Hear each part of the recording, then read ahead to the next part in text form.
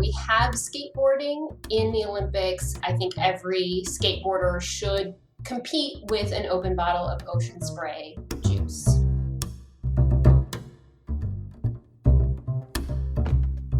Well, hello, everyone, and welcome to a very special episode of 80% Mental, the one podcast to rule them all. I'm Dr. Pete Olushoga, as I mostly always am, and I'm joined by Hugh Gilmore, as he mostly always is.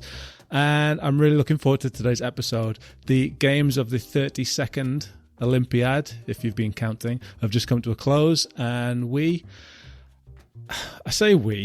I'm not sure about you. I don't know whether you've enjoyed the games as much as I have. I don't know if it's your thing, but we've enjoyed the game so much. I've enjoyed the game so much that we thought it would be nice to have an episode dedicated to looking back at the Tokyo 2021 Olympics.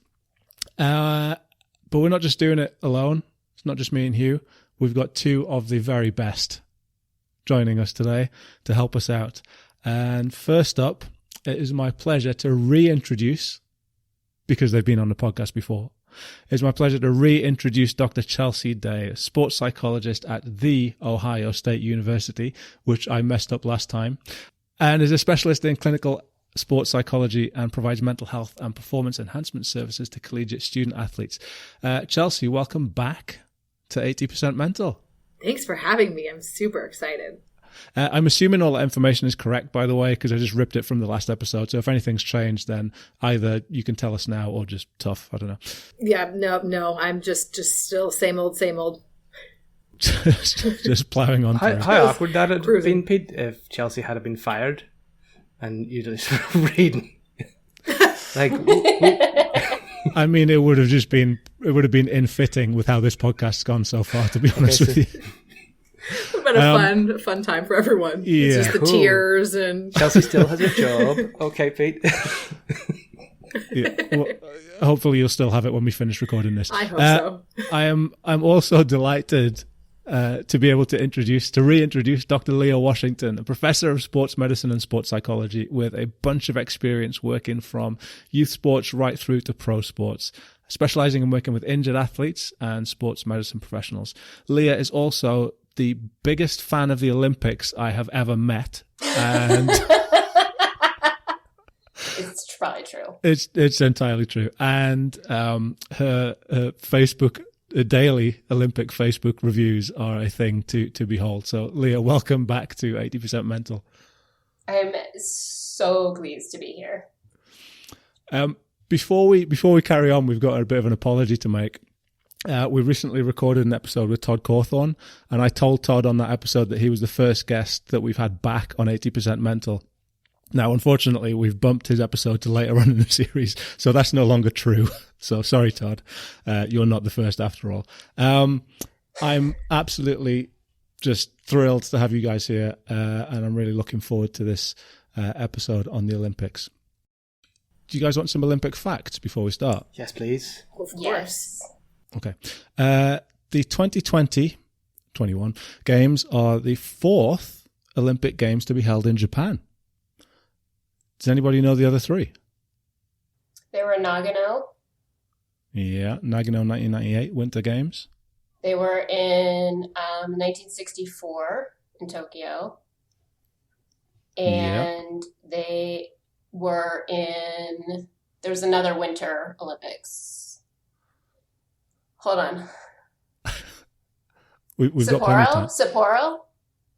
That's right, in 1972. I told you that Leah was the biggest Olympics fan in the world. Chelsea's just looking puzzled. So the last episode we were on was about mental goats, and I think we have an undisputed Olympic fan goat here right now. Listen, I can tell undisputed. You fun Olympic facts for days.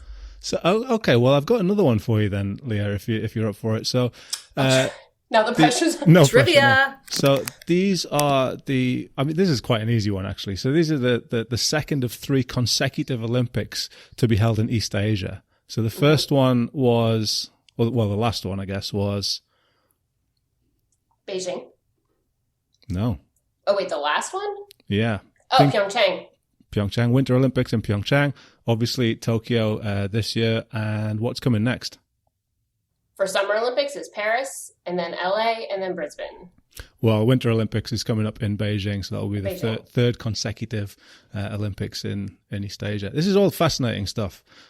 Students listening, don't go to Wikipedia for your information, but for this, I think it's fine. Can I tell you my all-time favorite fun fact about the Olympics? Please. It has to do with the 1972 Munich Olympics. Was the first Olympics that there was a mascot. And his name was Valdi, and he was a dachshund. And he was so popular. So he was a dachshund because at some point in the planning process, there was like a meeting at one of the committee members' houses, and one of their dachshunds had puppies. And everybody was like, oh, puppies. And so they picked the dachshund to be the mascot. And his name was Valdi, and he was so popular that they actually made the route of the marathon in the outline shape of a dachshund. That's the best bit of that story by miles. Seriously, I told you is that why that's- you have? Is that why you have an affinity for dachshunds? I mean, it certainly helped. But that is my favorite fun fact. I like it. About I've the got Olympics. one more for you. It's a double-barreled fact. Hugh, you like this one. 3 months after the applications had opened for Games volunteers, 204,680 applications had been received by the Tokyo Organizing Committee. Now, the volunteers at the venues were called the field cast, and the volunteers in the city were known as the city cast. That's cast without an E, by the way, in case anybody's raising an eyebrow and wondering about that. But the names were chosen for them from a shortlist. Do you want to know the other names that they could have been called? Yes, please. So there's a shortlist of 3. So the 3 shortlisted names, the other 3 shortlisted names were Shining Blue and Shining Blue Tokyo. I don't know where that one came from. Games Anchor and City Anchor, which could have been problematic for the commentators. And my personal favorite, Games Force and City Force. Oh, man. I like that one What so a much missed better. opportunity. I kind of think it would be better to have called them Shiny Cast and Bright Cast, and then you could contract the two together.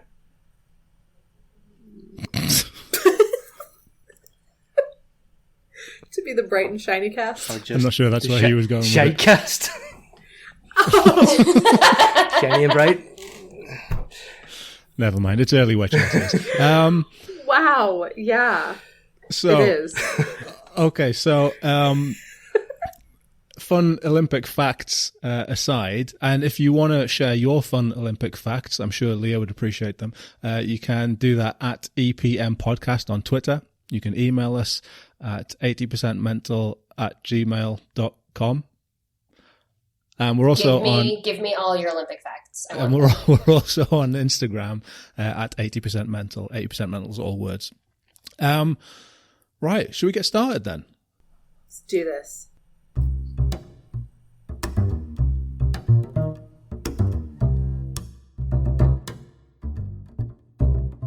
Okay, so I just want to start really by asking you about your favorite moments of the games. We had 2 weeks of amazing sporting competition. Let's start with you, Chelsea. What were your favorite moments? So I'm going to start with a hot take that social media ruined the Olympics for me. Okay. So we're going to start on there. a positive. Yeah.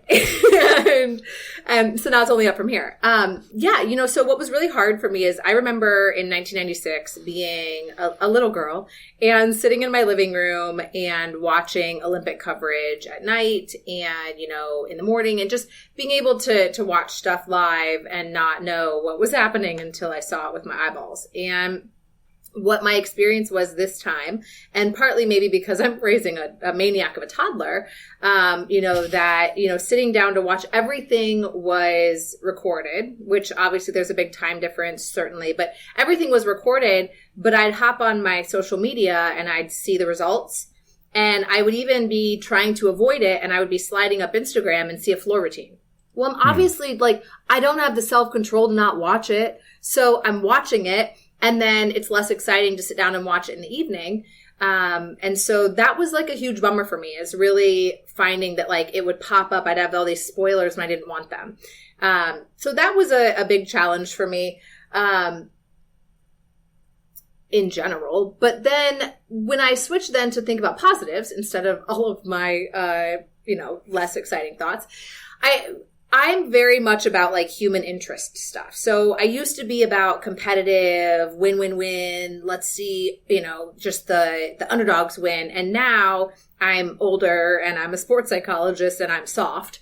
And so the exciting moments for me are like these human interest moments. So right leading up to the Olympics, there was a gymnastics special on Peacock, the channel Peacock. And it was just talking about the lead up, showing a handful of different athletes. So for me, honestly, my favorite moment of the whole Olympics was Suni Lee winning gymnastics gold. That, watching her story be told in this 4-episode series, I felt really like connected to her. And so it gave me like these warm and fuzzies of like, my girl, like as if I knew her. I don't know her. I don't know any of these people. And so that to me was my favorite moment. And probably a close second was, watching diving as a diver and watching some British gold.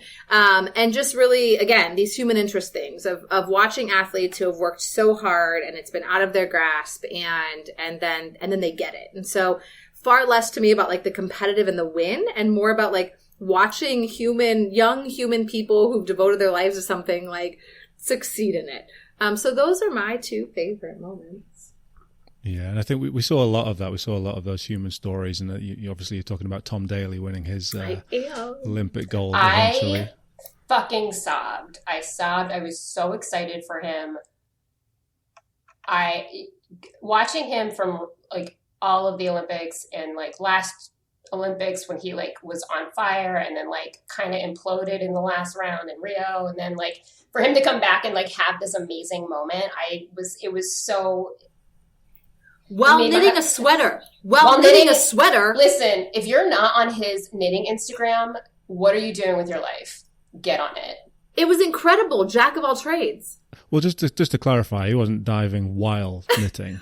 But between dives, basically, like, I mean, he might as well have been. Yeah. Might as well have been. Did you see he made a cardigan and then he made a little like cozy for his medal to like keep it safe? And I was like, he's too pure for this world. We don't deserve him.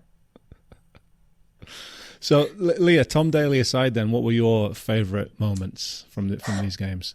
Favorite moments, in terms of like just athlete excellence, watching Carson Warholm break 46 seconds in the 400-meter hurdles was screaming at the television. I saw him break the world record in Doha Worlds, and then I was like, what is happening with this human being? There's no reason for him to be this fast. And then watching him with Kai Richardson in the finals, and I was like, there was so much anticipation and lead up to this race. And he's the most beautiful runner. His like stride is incredible. I could watch him run for hours, but obviously I can only watch him run for 45 seconds. Just unbelievable athletic ability. Same with like Caleb Dressel and his 100-meter world record breaking butterfly was really amazing to watch. But I have to say, like the most joyous and exciting moment for me was watching the United States women's volleyball win the gold medal against Brazil. And just the sheer delight on their faces. They dominated from the first serve. They beat them in straight sets. There was just no question. And they never got rattled. They just, if something didn't work, they were like, all right, we're going to regroup. We're going to come back. Nothing fazed them. They looked like they were just having a great time the whole time they were playing. And then when they were interviewing Karch Karai at the end, their coach, and he was like screaming for them, and he loves them so much, and he was so happy for them, and it was just there was so much joy and happiness in that win. And it was just, again, sobbing, crying, screaming at the television. I cry more at sports than at movies, you guys. Without a doubt. But it was such a great moment, and it was a great way to sort of like cap off the Olympics. And Karch Karai, that I loved that as well. He is one of the most sports psychology sound coaches to walk this planet. Like hearing him talk about how he implements sports psychology, that he is kind of that new wave of coach that doesn't beat them to the ground. Like he actually like cares about them as humans and knows that if they are humans, they'll thrive on the court. I love to see good, like, sports psych sound coaches win as well. So it was like really cool to see that he was able to coach that team to gold, even with coaching strategies that some old school coaches might think are a little strange. And so that was a really cool thing as well. And they talked about how they did a lot of work, particularly over the pandemic, of when they weren't able to train and they were only able to talk to each other, of like acknowledging the emotional toll that it was taking on them. And that when they were practicing at the Olympics, that they had this, like, built this community where they can say, I am nervous. And then they could say, yes, I am nervous too. Okay, let's acknowledge that and we can kind of work with it. And that that they were very open about just kind of all of the ups and downs of being there. And, Karch Karai at the end of the semis, when they had beaten, I think, Serbia, and, he was kind of asked a question, those dumb, like, post-game interviews. It's like, what does this mean to you? And you're like, nothing. Like, what the fuck answer is that? Like, what kind of what are we doing here? These interviews are so stupid. But he said something to the effect of, like, I want them to get on the top of this podium. And he got really teary-eyed and he got choked up and he couldn't finish the interview. He wanted these women to succeed so badly. And he was saying, I never want to coach another team. I love these women to death. Like there's just such a genuineness about him that, I mean, there is, he's the only person to have won a gold medal as a player, both on the hard court and in beach volleyball. And now he's, I think, only the second person to have won both as a player and a coach. And I think, his own self-awareness, Chelsea, like you were saying, that he is a very self-aware coach, and he's very in tune to sort of the what is going on with his team. And I think, like, you can't argue with the success that he's had. Another fun fact about him, I'm pretty sure that the last time the three of us, Leah, Pete, we were in the same city was he spoke. He was also in that city. He brought us together the last time we were all together. So he also gets to be credited with that. He's probably the only coach to bring the three of us together and win Olympic gold. Well, kudos to him.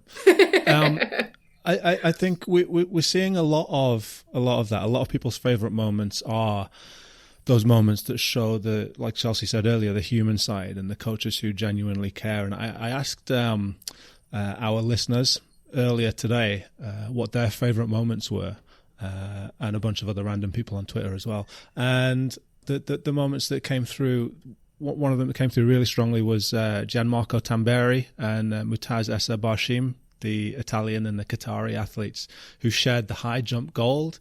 And that came through as a really, a huge Olympic moment for a lot of people. And I didn't even know that was an option. I was like, they can share? Well, they did. Like amazing. They knew the rules. So before the official even came over and started speaking to them, or as he was speaking to them, you could see them kind of looking at each other and thinking, like, come on, are we gonna do this? Yeah, okay. But I think also, you kind of forget, like, these people have, at this level, like, they've competed against each other a number of times. Like, they know each other, that all of these athletes are pretty familiar with, like, who everyone is. Some of the other moments that people talked about were one of my favorite moments, Charlotte Worthington the British BMXer who landed a trick after messing it up in her first run, and I genuinely jumped off my chair when she did that. I thought it was amazing. Sifan Hassan, first athlete to win 3 medals, participated in the 5,000, 10,000 and 1,500 meters. Even though I said them in the wrong order, that's still a pretty impressive feat. And I think there were times when she was running the 1,500 heats in the morning and then the 5,000 in the afternoon or something like that, which is ridiculous. Wild. Too many people to mention have highlighted the shared gold in the high jump. Dr. John Sutton, the editor of the Psychologist magazine, says Laura Muir, who won the silver for Great Britain in the 1,500 meters. Simon Loftus gives a shout out to the men's and women's volleyball.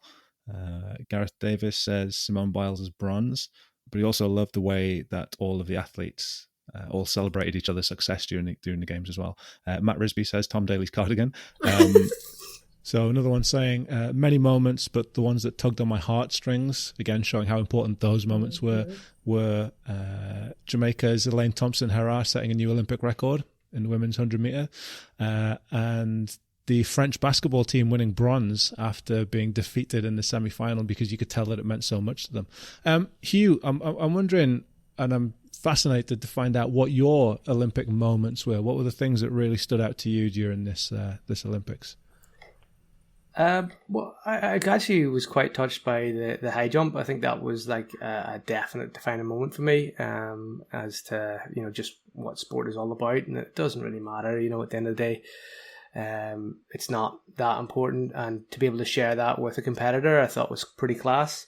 But I mean, the other thing, I did like Sky Brown winning, being the youngest person to win the skateboarding. Like that's just cool. And as I understand it, she's lives in California and is half Japanese, half English. And I just find that so interesting that such she's chosen a British identity despite living in America and Japan, and that's really cool.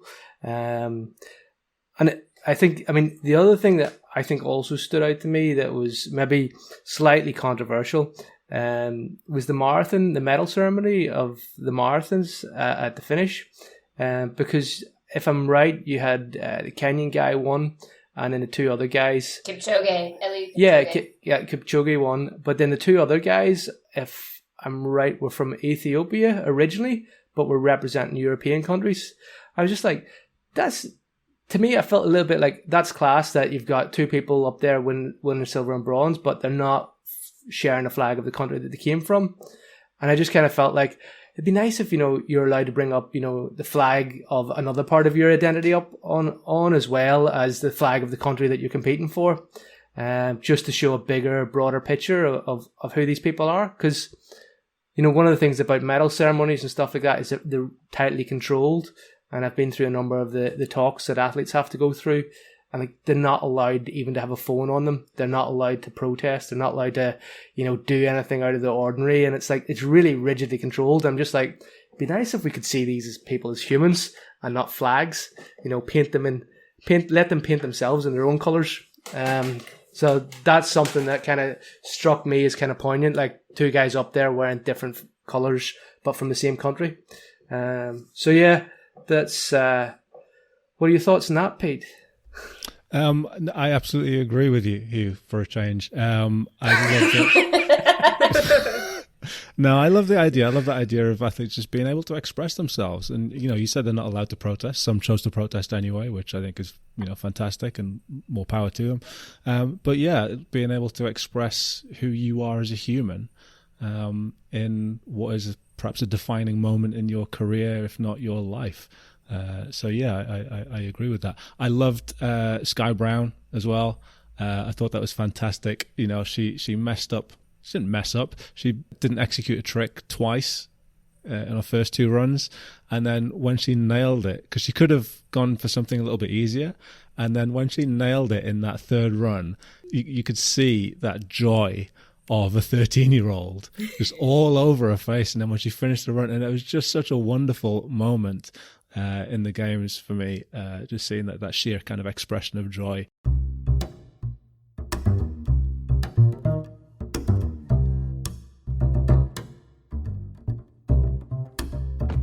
So we're here with Dr. Chelsea Day and Dr. Leah Washington, and we are talking about the Olympics. We're reviewing what we saw over the last few weeks, and we've just been talking about our favorite Olympic moments and some of the moments from you, the listeners, as well.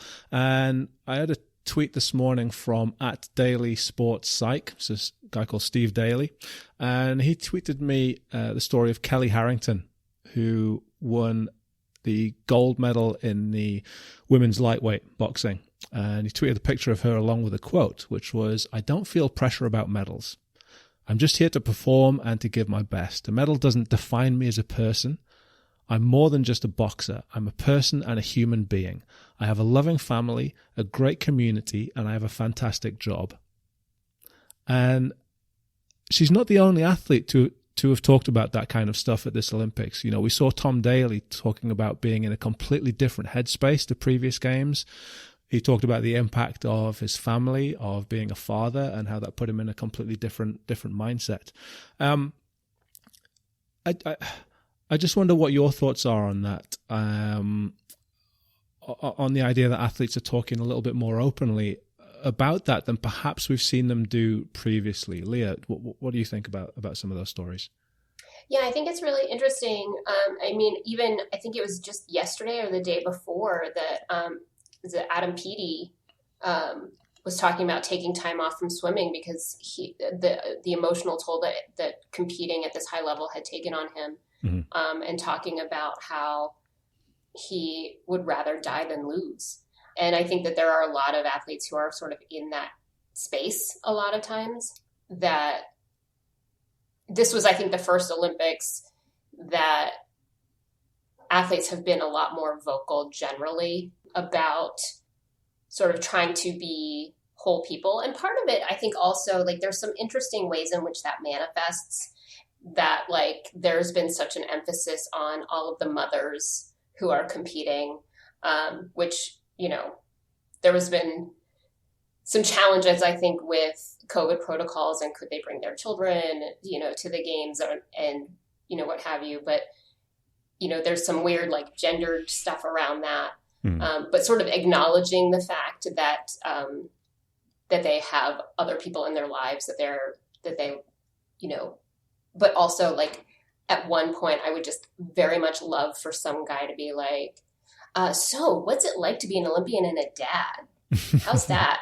Like, that interview doesn't happen. Yeah. Unless it's, you know, Tom Daley who overtly brings it up.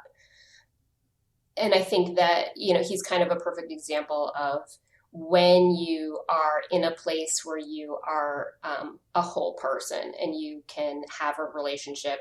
And it's been really great also just to listen to the, in particular about him, of, you know, that they talk about his husband Lance without sort of making it a thing, that there seems to be a lot more, there were a record number of out athletes, you know, this year. And I think that, you know, we kind of have mentioned before, we talk about it before, like, you know, when you're a whole person, you are able to be a better athlete and you're in a better headspace. And I think, you know, if we wanted to bring up the whole Simone Biles of it all, that I think being such a prominent athlete that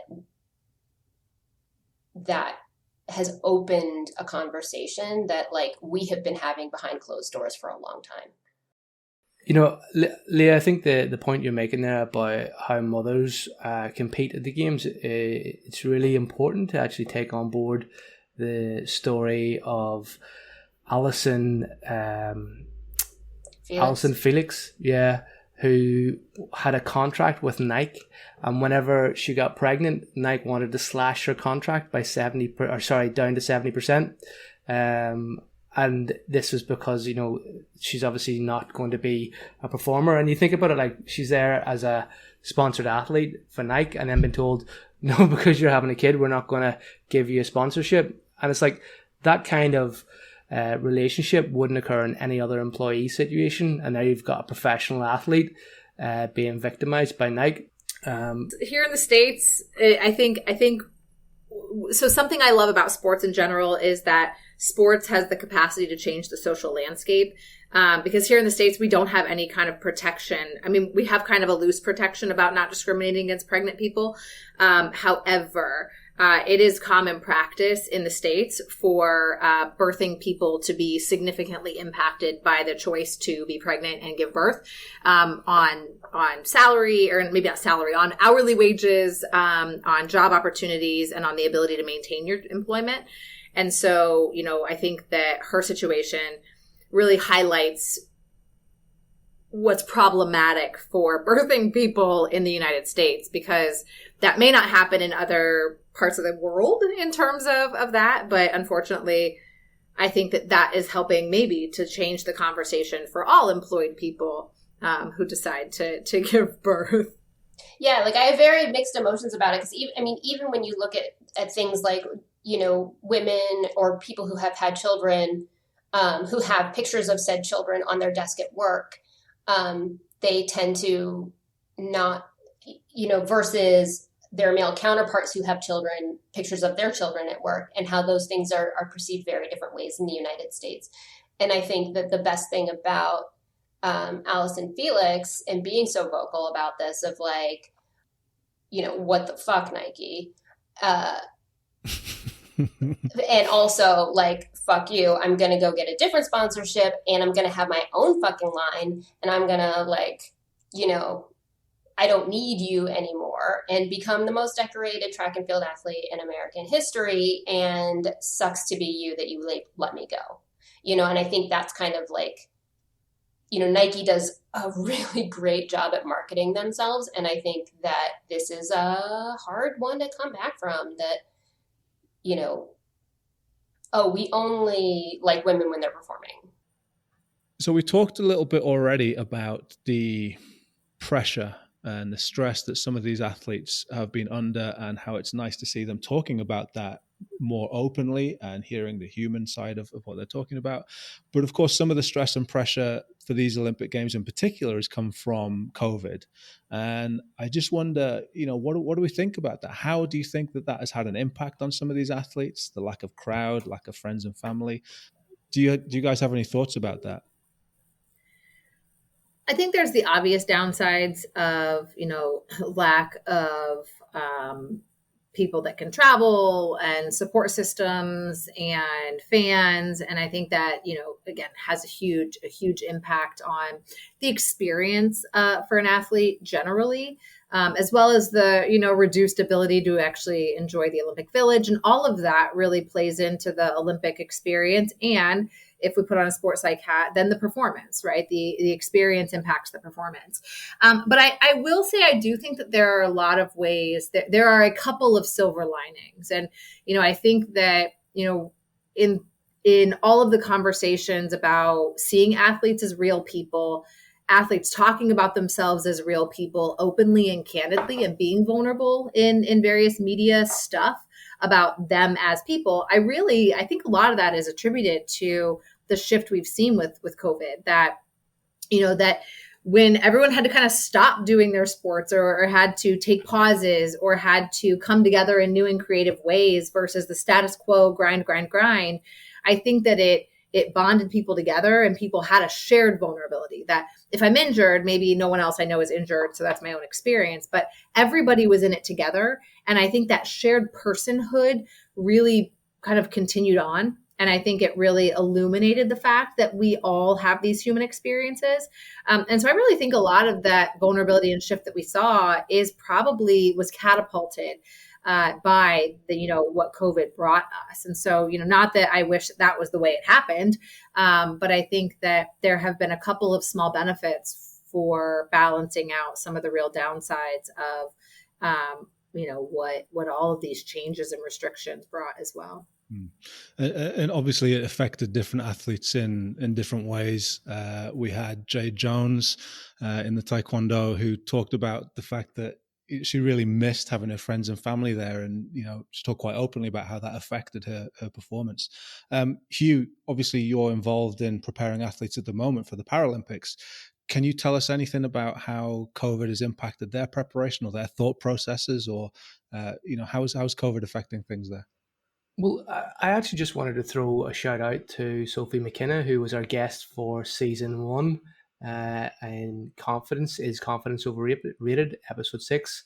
Sophie competed in the shot put and unfortunately was one of the athletes who had to isolate, and this caused a degree of weight loss, according to the news, because of whatever conditions she had to isolate in. So again, I think that's a perfect example of the uncertainty. And I think for me, when I think of what these athletes are facing in terms of preparing them, as a sports psych, uncertainty is a lot more anxiety provoking than the certainty of a bad effect. So I always say to people, if I was to tell you in the morning I'm going to flip a coin and cut your finger off, if it lands on heads, would you be more anxious than if I told you I was going to be you were going to get your finger cut off in the morning? And the research actually shows us that people are more anxious in situations of uncertainty. And I think the big thing for me is, like, when you're preparing these athletes for the games, it's about where can you create certainty points. I will know what and when will I know it by. I need to know what and when will I know that by. So again, that's how we're going about preparing athletes for the games, is by trying to create certainty points and provide the information of what we know. And when we don't know it, we provide a time point as when we will know. And we all know this. We all know that uncertainty provides anxiety for us and a stress for us, because if anyone's ever been called to an office by a superior or in school, you need to go and see the principal, you need to go down to the office, you're like, oh no, what have I done? Well, at least that's what I thought whenever I was getting called to the office in either work or at school. But I think it is that uncertainty of not knowing what's ahead. So I think for me, that's the big point. Pete, what are your thoughts on that, Pete, and COVID and how they affect on people and athletes? Well, I was thinking about how it impacted the fans and those of us watching on television, as well as the athletes. And it was just a very different experience watching it without the crowd noise and the atmosphere. You're used to seeing the 100 meters and the flash bulbs going off and the roar of the crowd in the stadium. And all of a sudden, it's just this quiet, empty stadium. So it's really different for the fans watching, but different for the athletes too. What I really did like, though, was seeing the athletes and the coaches and the teams helping each other out by recreating or trying to create some of that atmosphere. So I think it was one of the jumping events. I can't remember which. I think it might have been the high jump, but normally the athletes will clap their hands and try and get the audience to join in and clap in rhythm just to help them prepare for their jump. Obviously, the crowd wasn't there, but what was really nice to see was all of the other coaches and the support staff and even some of the other athletes helping out and just trying to create this atmosphere that would help essentially their rivals, their competitors. So I just thought it was a really nice thing to see all those athletes coming together like that. So all in all, it was just a really different Olympics, as we know, and we've heard stories about athletes that dealt with that really well. But we've also heard stories about athletes that found it really difficult to deal with those different circumstances.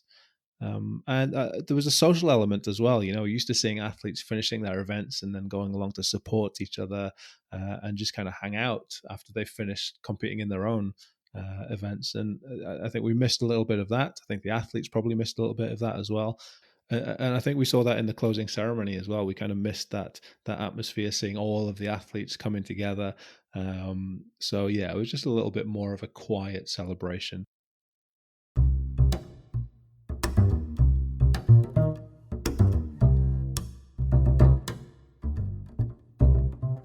So, in talking about that and talking about the human side, the human side of athletes and the fact that they've been so vocal in talking about themselves as people rather than just as athletes. And we've loved that about these Olympics.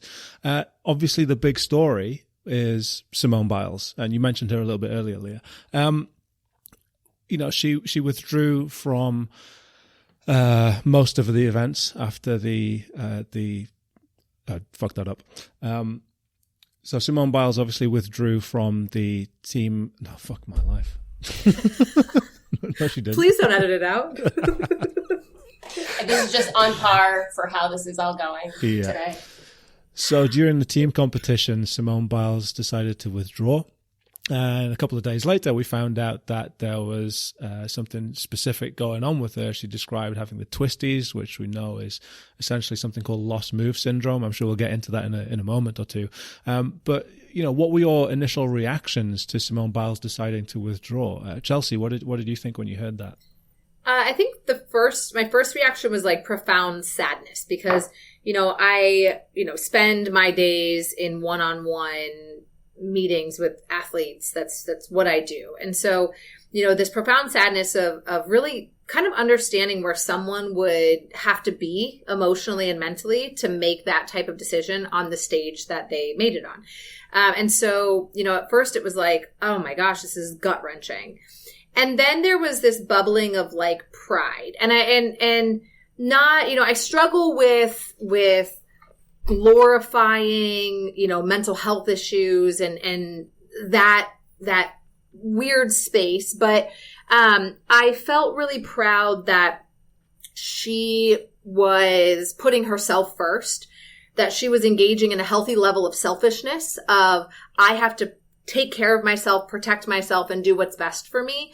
And I know that might have some ramifications. And so there was the pride in her as a human and her willingness to say, I am the only one that will prioritize me. And then, I work with young athletes. So, youngish, right? So 18 to 22-year-olds who are still developing their frontal lobe and who are still figuring out who they are as people. And for the student athletes I've been working with this summer, they talked about, wow, like either A, I wish I had been able to do that in the peak of some of my mental struggles on this smaller stage, or it's really validating that I'm not crazy and that, I have had issues too. And so it was a mix of kind of sadness and pride and then hope. It gave me a lot of hope that we are seeing some of these conversations shift. We are starting to acknowledge athletes as people. Not everyone and not all the time, but we're starting to acknowledge them as people. And that gives me a lot of hope. Again, sitting with athletes every day, it can feel really heavy sometimes. And so I felt really hopeful that the trajectory for the athletes I work with is going to become more and more positive and more encompassing of who they are as people. And so I think overall, really hard, really messy, a lot of weeds to sift through, but overall it was a really powerful time.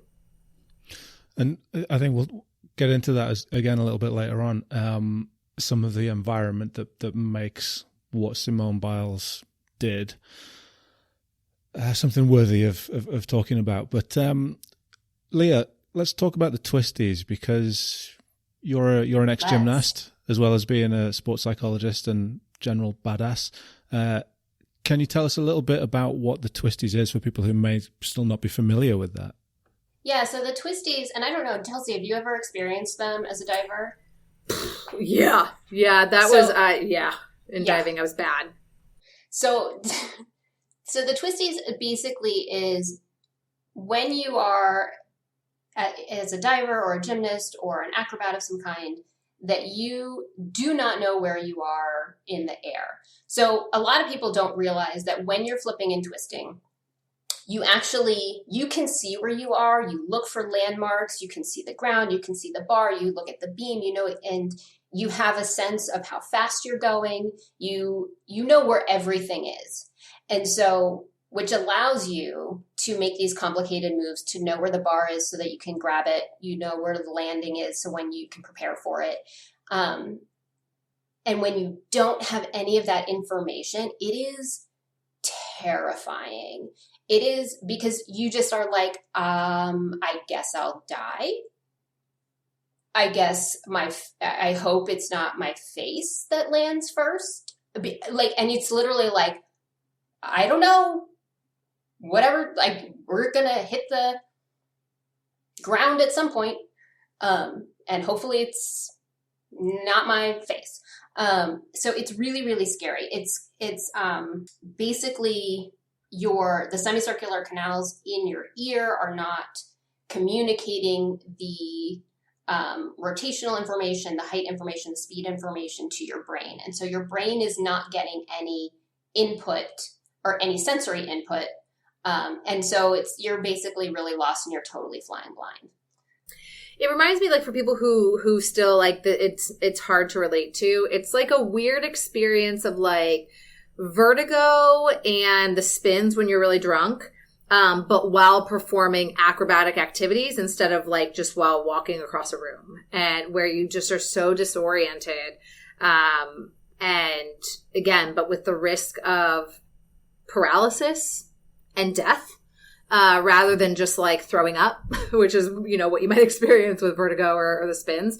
I think I think a lot of surfers also experience it when they get tumbled underwater. That makes sense. When they crash from a wave and they kind of don't know where the land is. They don't know where up is. They don't know where the floor of the ocean is. Yeah, that makes sense. I don't like water that I can't see to the bottom of because I don't do creatures. But the couple of times when I was dumb and young and would do kind of body surfing, when you get tumbled by that wave, again, it's that disorientation. And it similar to that. I mean, I imagine with surfers, it's that like, I'm going to die, I'm about to drown feeling, right? I think it really...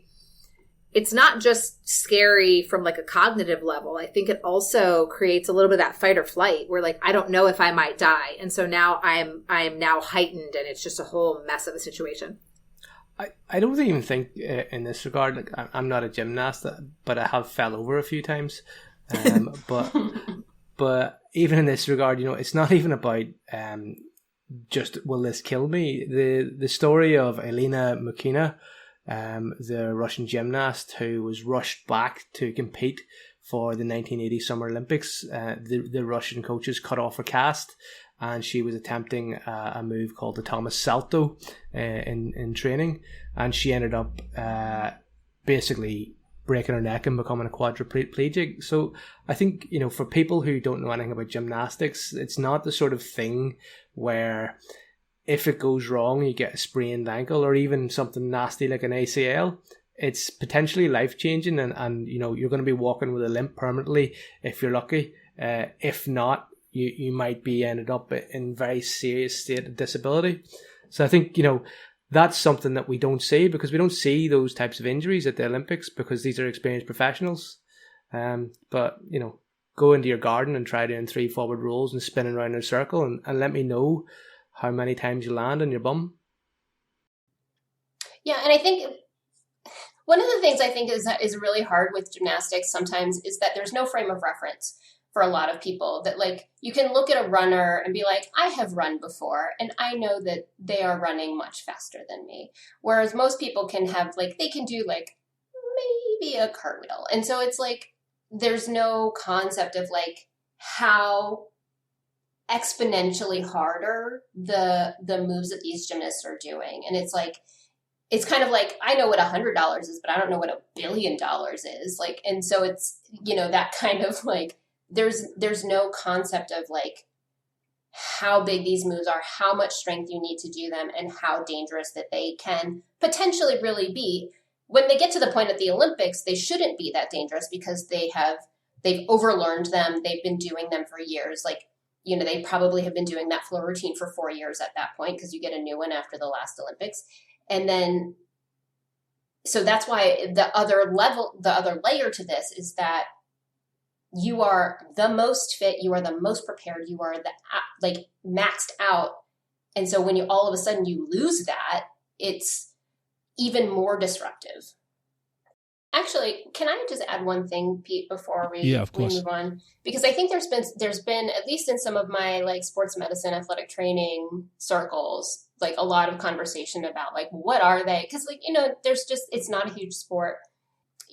Is this a mental issue or is this a physical issue? And, that, she's having these mental problems and this is why Simone had to withdraw. And then there were posts of like, no, actually it's because of, this, like I said, the semicircular canal disruption and not getting the input from your brain. And, it's definitely a physical issue. And the point that I keep, that has been really frustrating to me is like, no, it's both. Like, I don't know about you, Chelsea, but I've worked with a number of athletes who've had this issue.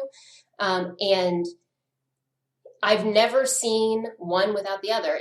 A lot of times these twisties or this lost movement syndrome is predicated by periods of high stress and anxiety. And so to me, and this is the thing that I get really frustrated in general of like, there is no physical health, there is no mental health, there is just health. Like when you think about just how you feel, like when you're anxious on a day-to-day basis, like you get, muscle tension, you start to sweat, maybe get some GI distress. Like there's all these physiological responses to this psychological state of being anxious. And so this is just like a bigger manifestation of, on a much grander scale of it's a physiological response to the psychological state of being in distress. When I'm feeling particularly snarky, I like to ask people where the brain is, and they'll tell me it's in their head, like in their body. And I'll be like, oh my God, wait, your brain's in your body? Like, so it's part of like your physical being. So it's maybe part of your physical health. And I usually just get an eye roll, but I'm good with that. But I mean, right, like that's the whole thing. The whole concept of like, oh, it's right. Just in your head. Well, obviously, where the fuck else would it be? Which is on my body, which is on my physical being. So, I mean, physical and mental health are often one and the same. It is about whether there is a physiological material or a more abstract intervention that's going to be the most impactful in that moment. This reminds me of the chat we had with Dr. Mona Rivanen Barrow and Dr. Damien Clement in episode 4 of season 2. We talked about how athletes actually get injured at their peak because, as Leah's pointed out, they're the fittest they've ever been. They're the fastest and strongest, and that's the highest point of risk. So while, there's this element of we are the most prepared, we're also moving at speeds we've never moved at before. We're moving with strengths and velocities that are new to us potentially. And that, again, can contribute to this loss of control. So I think there's something in that about like understanding the stress both that causes maybe injuries and then also the ability to recover them. Well, and I mean, you think about like when you are under stress, like you've got this muscle tension, so your biomechanics are going to change, right? You are highly distractible, so you don't have the same, awareness of what you're going. And we also know that your peripheral vision narrows, so you can't even see everything that you want to see. And so it's no wonder that, you are at higher risk for injury when you are stressed. And so for me as a sports medicine professional, with this expertise in sports psychology, like I perceive stress management and anxiety management and arousal regulation as injury prevention, right? That it's not just, I always see these athletes after their injury and it's so frustrating because I'm like, we could have like intervened beforehand and avoided this altogether. And this is one of the things that was so frustrating about this, watching Simone Biles is like, it never should have gotten to this point. She never should have had to be to the point where she had to withdraw. If she had felt supported in her life for any number of reasons that we could speculate about, that it should never have escalated to the point where she had to feel like she had to withdraw for her own safety. I think the one other point that I'm going to make here, and just to hit home on what you've said, Leah, is that we're looking at this from a performance point of view and we're not considering the last 8 or 10 years of the trauma that Simone Biles has been through with American gymnastics. And I think it's really important that people understand the full extent of that history and how that might be carried by her. And I would encourage people to watch the documentary about that. I think it's called Athlete A, if I'm right. So again, it's a big thing within clinical psych is how people carry that trauma. Yeah, and the thing that was my most frustrating thing is like, oh, she's so brave to like, and I'm like, I always feel like people are like, oh, this bravery bullshit is like, we're hanging like a live, laugh, love, poster in like a burning building. I'm like, the whole building should be condemned. Like putting up this nice little like picture is not going to make a difference. Like we need to fix the structure of USA Gymnastics. Like, and a lot of these like insular organizations generally, and that people become very passionate about issues, particularly I think around gymnastics, because there is sort of like this exoticism of the sport. We only see it every 4 years. They're cute girls. They do amazing things, and like I need you to care more than every 4 years. Like that's what I need from you. Interestingly, Hugh, you mentioned trauma there, and Leah, you just talked about the absolute bin fire that's been USA Gymnastics for the last however many years. But Dr. Jen Bennett, who's now Dr. Jen Gandhi, wrote her PhD on lost move syndrome. And the research in this area points to the potential role of unresolved trauma in the development of lost move syndrome and the yips, which is a related, slightly different but related disorder. And this all kind of starts to make a little bit more sense given what we know about the whole USA Gymnastics thing and what Simone Biles and some of the other athletes have been through. But there's some great research in this area if people want to go and read some more about it and learn more about the yips and lost move syndrome and what it actually is and how it manifests. What we can do is we can put a link to maybe some of those papers in the episode description. But I do want to come back to this idea of bravery and the idea that Simone Biles and Naomi Osaka and Adam Peaty that Leah mentioned are somehow brave for talking about their mental health. And in a way it is brave, but it's only really brave in a particular context, in the context of sport that we have kind of created. Back in the 90s, a couple of sociologists, Robert Hughes and Jay Coakley, talked about the sport ethic.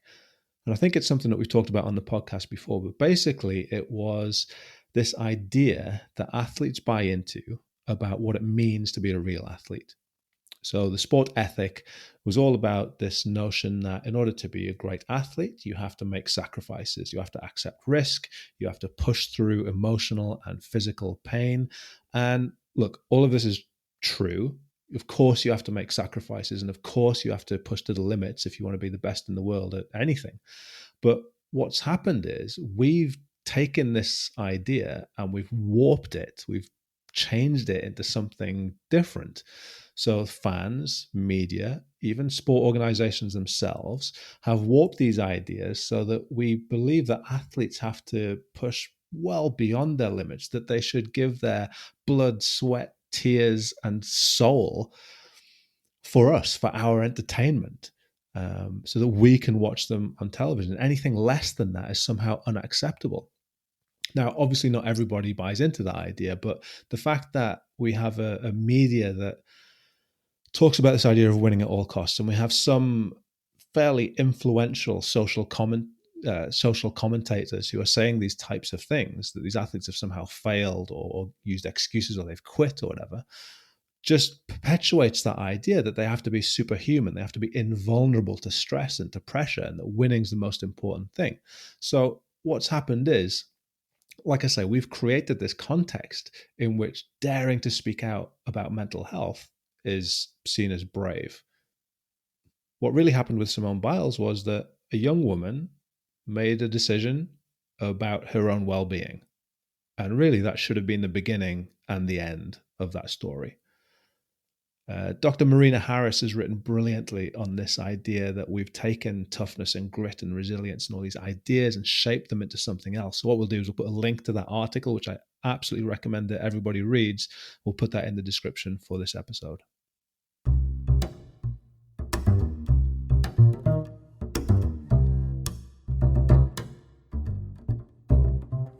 So we're talking to Dr. Leah Washington and Dr. Chelsea Day about the Olympics. This is Pete and Hugh's Olympic Review. We've talked about our favorite moments. We've talked about some of the more human stories of the Olympics. And we talked about Simone Biles. Obviously, the big story was her withdrawal from some of the competitions. She did come back and compete in the individual beam. And again, talk about Olympic moments, just seeing her complete that routine. And again, the expression on her face and the just joy of being able to just get out there and do it, I think was another one of those fantastic moments. Okay, so we're involved in sports psych, right? So what moments represented mental greatness? Where did you see the application of mental training or mental conditioning or mental skills or whatever you want to call it? Leah, you go first. I have a few. One, I think we've already talked about the women's volleyball. Clearly, outstanding mental skills. Also, I want to give a shout out to the individuals who did in the opening ceremony when they did the pictographs.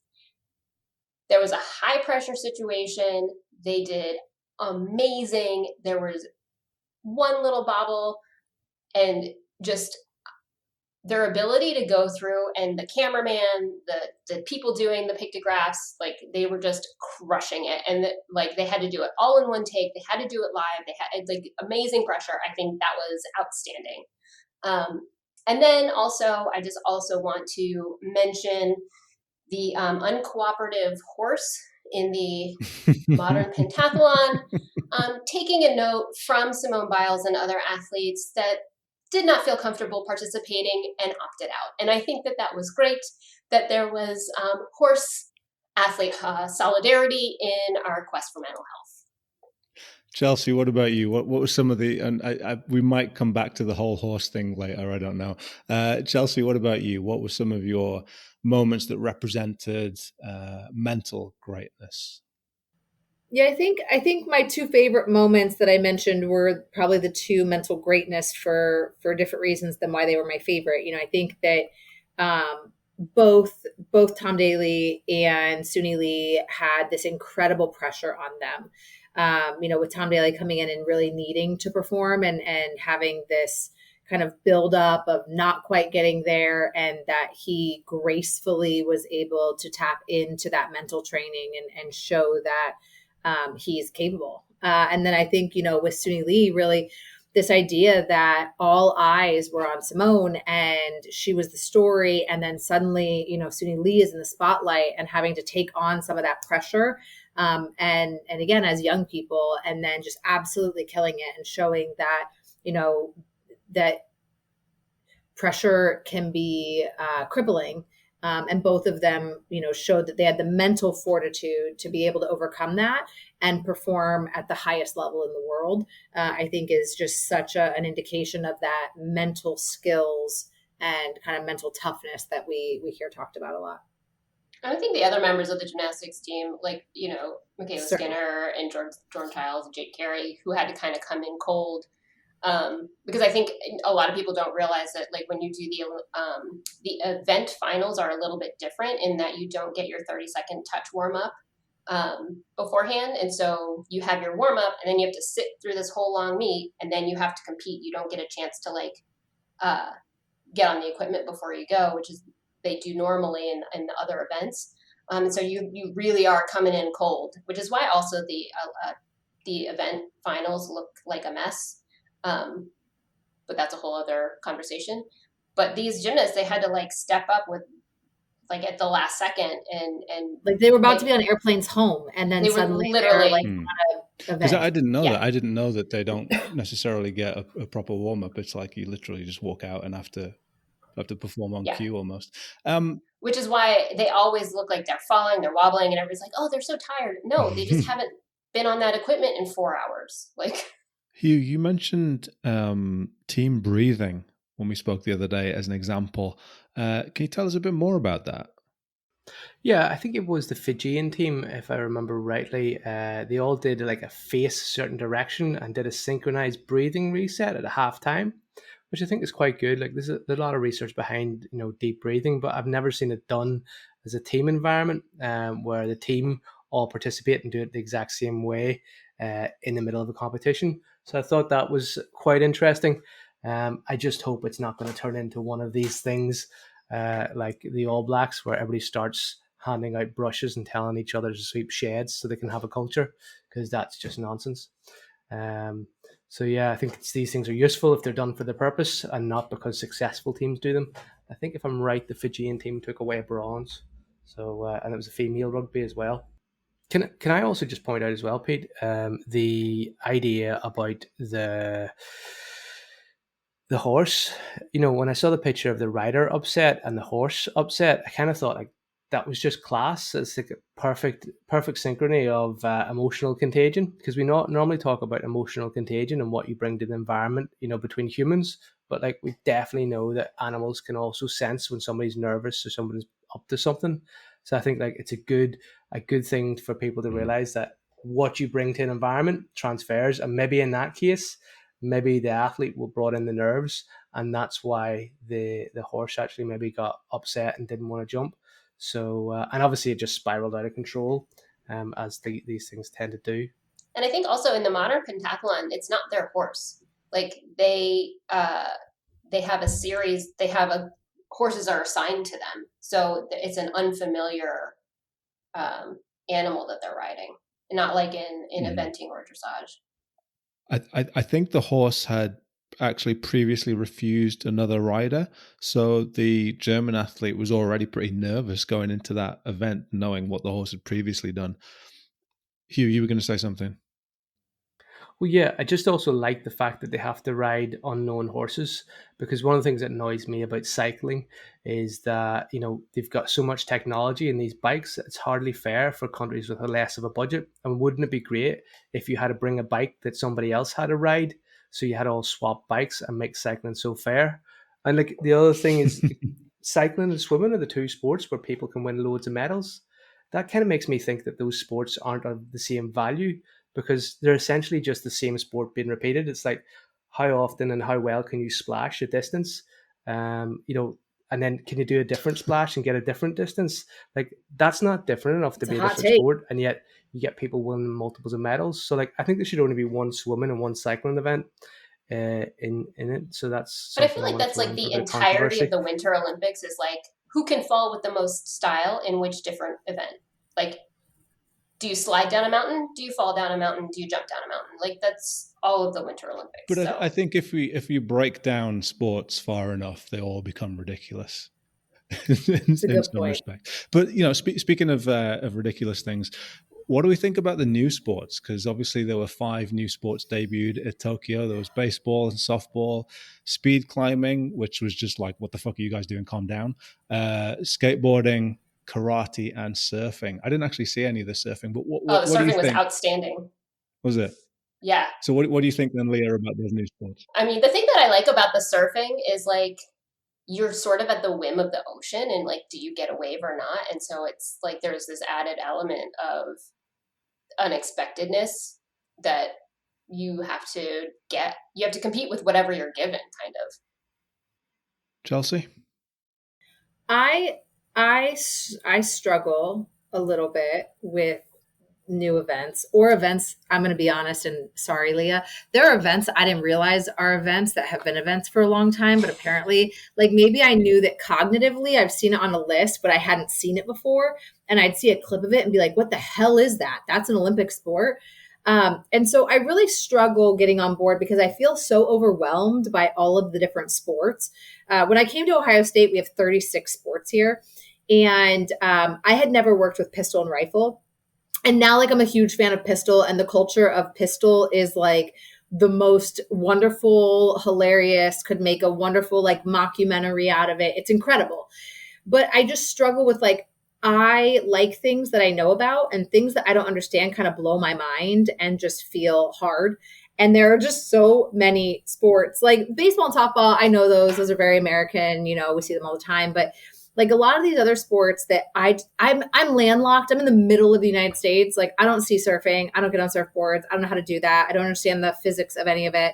And so I struggle with a lot of these of like, we just keep adding more things to where like it's harder for me to learn and understand all of them and to care about them. And I feel like there's just too many for me to care about all of them. If I don't personally like work in those sports or know people that do those sports or have some good human interest story, if ESPN hasn't given me a reason to care about that person that does that niche sport.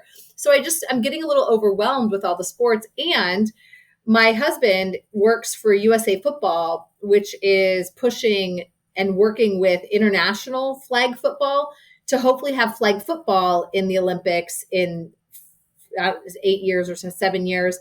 And like, so I'm really for that because of my personal tie, and against us just adding new sports all the time. It's too much. It's overwhelming that we need to like one for one, put one in, take one out. It's got to be like a one for one for me. No, I need more athletes. I need more sports. I need all the sports. I need all the athletes. I think what's interesting for me about the new sports is that it really felt as if it was connecting a generation to a new generation of kids to the Olympics. And one of the most, poignant things that people keep saying about the Olympics is it inspires the next generation for health and fitness. And I don't know that there's a definite link to that, but I think there's going to be a hell of a lot stronger link whenever we see people doing sports that kids have access to.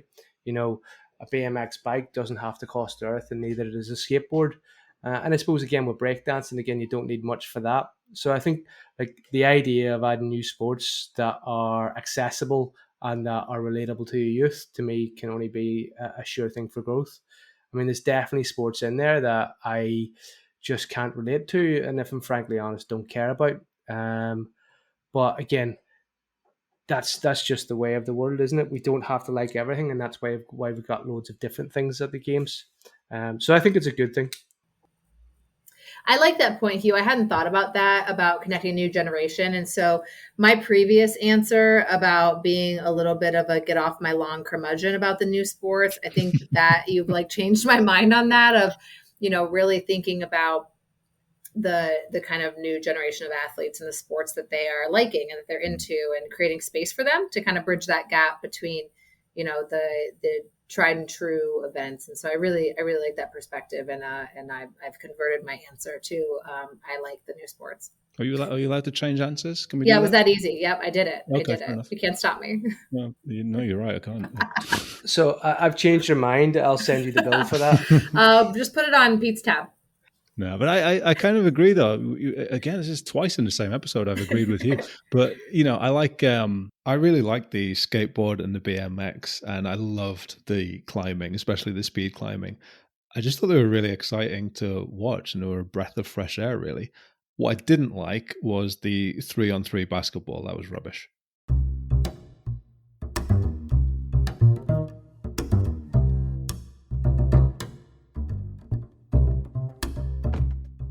Breakdancing is going to be a new sport in 2024 in Paris. I can see Chelsea pulling a face there like, what? But yeah, breakdancing. So I think sometimes these new sports are controversial. Instead of asking you what you would like to see in the Olympics, I'm going to ask you to give me some suggestions as to how to make existing sports better. So I'll give you an example. We actually had a conversation a few weeks ago, Leah and Chelsea and I, about something called International King of Sports, which was broadcast about 20 years ago in the UK. And one of my favorite sports, was a 100-meter sprint. But instead of running in a straight line, you had to run around a 10-meter circular track as fast as you could, which I just thought was awesome. Underwater shot put was another one as well. So rather than new sports that you'd like to see in the Olympics, how would you make existing sports better? What improvements would you make? Leah? Well, I think we should take the long jump or the triple jump, because the triple jump, for what? What are we doing? I don't understand that one. But if we made it a slip and slide, I could totally get into that. I think that instead of the long jump, we just slip and slide. I also think we should reintroduce, I'm sure that you probably have something similar in the UK, a beer mile. After every lap, you have to chug a beer. Interesting. I think that would be, and then I think the most important addition, now that we have skateboarding in the Olympics, I think the most we can get out of it is that I think every skateboarder should compete with an open bottle of Ocean Spray juice.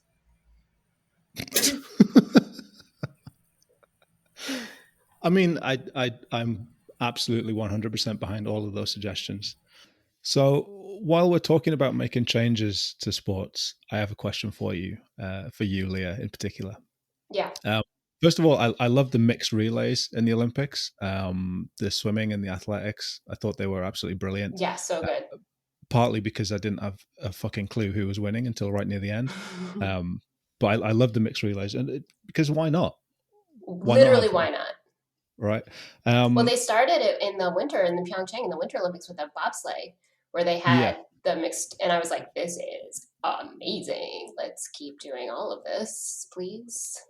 but there's literally no reason not to. So, but I love them anyway. But the question was, in the name of gender equality, would you rather see fewer sequins on women's gymnastics Mhm. or more sequins in men's gymnastics? Oh, more sequins always. I think there's an option for more sequins. I think we should have more sequins. Because watching the gymnastics, it was really apparent in a way for me anyway that maybe I don't want to say I hadn't really noticed it before because I had, but just that the men's gymnastics is a display of athleticism, pure and simple. The women's gymnastics is a display of athleticism with smiling and winking at the judges. Right. Which is just weird when you're thinking about it. Right. So, we started to see a little bit more people taking action in terms of gender equality. So you had the German gymnastics team wearing the full length leggings. What are your thoughts on that? Just while we're talking about changing sports. Yeah, I mean, I think there's a lot of, I think it was the Norwegian netball team or handball team? The women's team was fined for wearing the handball, bikini, yeah. right? And there was some in 2016 in Rio where there were some beach volleyball players who, I think from Iran, who wanted to be fully covered, and people were, there was a lot of discussion about that. And, and for me, I think it's about options. It's not whether you should have to wear one or the other, but if you wanted to wear this one, you can. And if you want to wear that one, you also can. But I think in terms of gender equality, I was having this thought about like this idea of the sequined effect, where when there are more sequins, the sport is taken less and less seriously. And so when you look at like rhythmic gymnastics and you look at artistic swimming, that they look very flashy and they look very like, I think people kind of put them more in like a circus, like Cirque du Soleil kind of like category. Yeah. And not to say that obviously those performers are incredible athletic performers, but that feels more like entertainment to some people, like showgirl type categories. I was a gymnast. I am fully accustomed to glitter and sequins. As an athletic trainer for a gymnastics team, my medical kit had glitter on it for like years afterwards because it was just like embedded in the fabric. It's the gift that keeps on giving. Well, it's your favorite color as well, glitter. It is my favorite from color. The previous episode, yeah. That's exactly right. But I think also, it's, a lot of it is it's taken less seriously because it implies a certain amount of femininity. And even when you look at like men's figure skating in the Winter Olympics, that there are like a lot of like wink, wink, nudge, nudge, like they're not as masculine athletes as, as other athletes. And which is so dumb. And like, well, it is though. I mean, it's just dumb. Like a sparkly shirt makes you more or less masculine. I don't get it, but I think it's really interesting. I was thinking a lot about like the Winter Olympics and like this idea of like the men who wear sparkles are perceived to be less masculine or more gay or whatever. And then you have like Gus Kenworthy out here, who's like a slope skier, who's like the most dude bro of all dude bros and comes out as gay on, ESPN magazine. It's like, okay, like how do you reconcile those two things? Like, it doesn't make, it's like you can't, there are no boxes, right? Like, we got to move away from that. And so I think when I, look at like women's gymnastics and men's gymnastics, there's this weird combination, I think, with women's gymnastics of, at least historically, they've been younger girls. They're perceived to be like there's the sort of like pixie quality, that has been, I think, less now than it was maybe in the 90s, but for sure, like, has carried over because they're very petite and, they do very spectacular things. And they're very sparkly and they get a lot of attention. They've been very successful. And so it's like this confluence of events, right? And it's interesting that, you think about that hasn't happened with either rhythmic gymnastics or with artistic swimming. And I'm partially wondering if, because gymnastics has a men's component to it that you don't see in those two other sports, that they again are taken less seriously. They're not given as much attention. And what is really interesting is when you read the rules of who is allowed to participate in rhythmic gymnastics versus who's allowed to participate in artistic swimming, they do have a category in artistic swimming for a duet, and they have a category for a mixed duet. But the mixed duet is allowed, so that would be a male swimmer and a female swimmer. It's allowed at the world championship level, and it's not allowed at the Olympic level. Whereas if you read the rules in rhythmic gymnastics, they're very gender neutral. They refer to athletes and they refer to gymnasts. So even from that perspective, there's like some weird gendering in like the rules and guidelines. I feel like, sadly, that there would be a very similar effect for rhythmic gymnastics and artistic swimming to this perception of like the manliest of manly men are not going to be the ones who participate in those competitions. But I don't think it would be unwelcome. And I feel like, why would you not allow people to participate? I'm always for, like I said, I'm always for more athletes, more access, more opportunities. And if there's some little boy out there who wants to toss a ball and throw clubs and, twirl ribbons, like yes, please. Like, why would you not let him do that? And why would you not let other athletes have that opportunity? I don't understand, and if that means that the men's singlets or sport shirts that they're actually called, needs a few sparkles on it, then like, let's do it. Like, I'm all for it. So opportunity, choice, and sparkles all around, basically. Pretty much.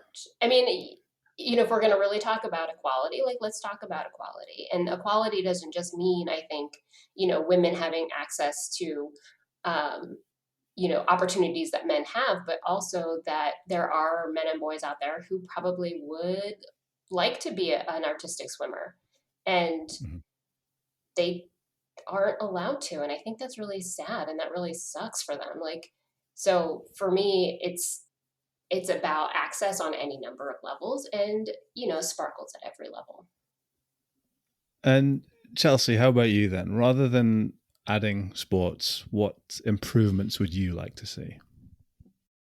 Yeah, I think that like the throwing events, we should have them throw like different household items of varying weights that are like related to the culture of the location that the Olympics are in. So, just like, I need some examples. So like if it was in the States, we could throw like giant, oversized food portions, right? Because it's a thing we do really well.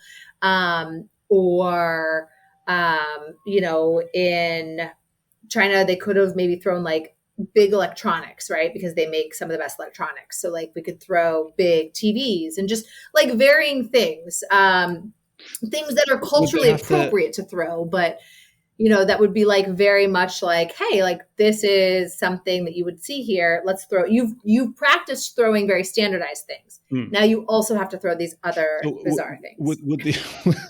Would these things have to add up to the same weight, or would it just be random? Okay. You've trained for one, and maybe you do both, right? Like, so it's a combined score of, it's like with gymnastics, right? You have like your difficulty. You've got like the two scores that get added. Same type of thing where like, we have both. So I think that would be really fun. I love Hugh's idea of like swap a bike. So like you have to, everyone brings whatever bike you want. And it's like a holiday party, where you can like, you take a number and then you can kind of steal and trade, like a white elephant party. Mhm. I think you could do that. Like everyone puts their bikes in, you pull a number, you get to pick whichever bike you want. But you can kind of trade and steal. It'd be really, really fun for me, not for the riders. And then I think there should be like different like grab bag things too, like swimming. So Hugh, great point, lots of events, but like you should also have to like show up and you get to swim the event you qualified in, and then you draw out of a hat, and now you have to swim some other event and see how you can do against other random people in those events. Like I think that's what we should do, where what those things do is similar to having random people like me. Like if I go and compete in an event next to someone, it will show you just how good they are. But it would be other Olympians. So, or maybe having people, do a different sport on occasion, like a fun event. Maybe it doesn't, different medal. It's got a little fun twist to it. I think those types of things would get more Just like like if LeBron James had to swim a 50-meter swim. right. Just like a tryout, a different sport day. Yeah. Yeah. Fun day, Okay. like field day. Yeah. Oh, okay. Hugh? Well, I kind of think the addition of crocodiles to the swimming would be really beneficial, and this isn't this this isn't too far fetched, because an Australian swimming coach called Mark Davies basically decided to motivate his swimmers once, and he this is 7-year-olds to 20-year-olds, and he would drop a crocodile into the swimming pool, but he had the jaw wired shut just for safety. But like it would give you a bit of a claw on, I suppose. But I kind of think of these swimmers like just going so fast. There's bound to have been world records set in his training sessions. But as Mark Davies reportedly said, it wouldn't hurt him. It's just a little freshy, a little freshwater crocodile. So that's what I want to see. I want to see crocodiles in the Olympics, because we have horses. Let's get crocodiles in. I think the crocodiles would have an unfair advantage, though, because you have to go back and forth across the pool. So the crocodile could just camp out in the middle. Like if it's open water, I think in open water crocodiles would be a good addition, but they have an unfair advantage in a pool. Just sort of meandering around randomly, picking up and taking a snap. Mm-hmm. I mean, I agree. I kind of like the idea of adding danger or more danger to some of these sports, like 100 meters, but with a brick wall at the end of it, so you have to stop like dead on 100 meters. Or like the climbing, because I was really impressed by the climbing, but I thought what would have made a nice addition was not having a rope and having a pit of sharks underneath. I think the added element of danger, I think, for or like spray it down with ice, like chilled water, so it's slippery. Right, or like some of the handholds, if that's what they're called, are like fake ones. So like you have to there's pop gauge off. which way. Yeah, I think that would add a bit of excitement, certainly. That would make our jobs a lot harder. I would have a lot more difficult time prepping athletes for Olympic Games with those added Well, it's just something else to think about, isn't obstacles. Yeah.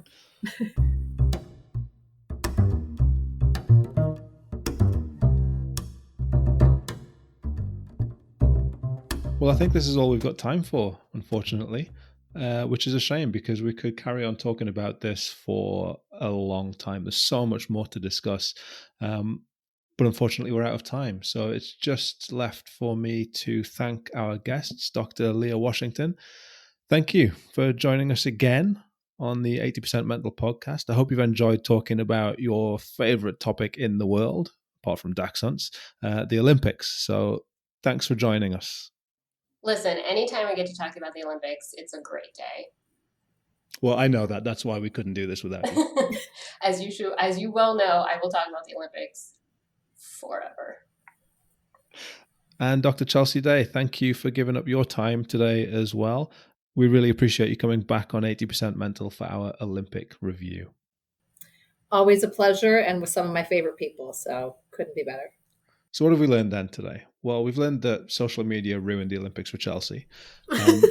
But we've also learned that although we saw some great performances at the Olympic Games, what really stood out was the human stories that really captured our attention and captured our imagination. And maybe we can't and shouldn't separate those things. We talked about Simone Biles and the twisties, the big story of the Olympic Games. And Leah talked about this idea that we can't, and again, shouldn't separate mental health and physical health. We talked about the idea that it's only brave to talk about mental health because of the conditions that we've created. And we all have a role to play in that. We talked about moments of mental greatness from our athletes, dealing with a games that was carried out in conditions that are very, very different to what we've seen before, obviously with the impact of COVID. And we talked about how much we enjoyed or didn't enjoy some of the new sports, as well as some improvements that we might make to the old ones. If you've enjoyed our Olympic review episode, check out all our other episodes at 80percentmental.com. 80% mental is all words. And leave a comment or get in touch on Twitter at EPM Podcast or Instagram at 80% Mental. What do you think of the new sports? What were your favorite moments of the Olympics? Quick shout out to everybody who has bought us a coffee as well. Hugh loves his coffee. And you can support what we're doing. You can support the 80% Mental podcast by going to the website. We really hope you've enjoyed this one. And if you have, look out for our Paralympic review episode coming in a few weeks. So thanks for listening, and we will see you next time. Well, I won't see you. It's a podcast.